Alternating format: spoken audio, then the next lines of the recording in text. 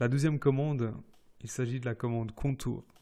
C'est une polyligne, donc ce sont des lignes qui sont liées. En fait, comme ce qu'on vient d'utiliser pour la maçonnerie, c'est le même principe. Et puis on va l'utiliser pour dessiner des pièces qui ne sont pas rectangulaires, qui ont été usinées, qui ont été rainurées par exemple, ou dont la forme diffère de celle d'un rectangle. À l'impression, son épaisseur est un trait fort standard, donc c'est un trait de pourtour standard.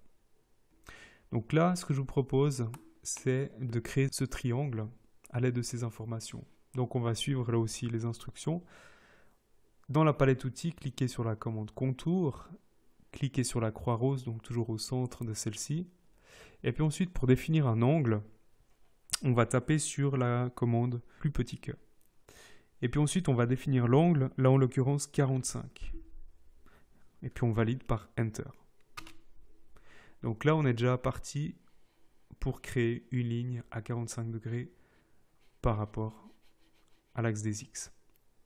Ensuite, on va taper la longueur de cette ligne, donc 500, et Enter pour valider. Terminez la forme en vous aidant des repères en traitillé. Donc c'est ces repères qu'on a déjà pu observer, c'est-à-dire qu'on vient chercher ce point de repère et on le glisse vers la droite jusqu'à ce qu'on tombe sur la verticale. Donc sitôt qu'on a une intersection, on peut cliquer. Et enfin, fermer la forme.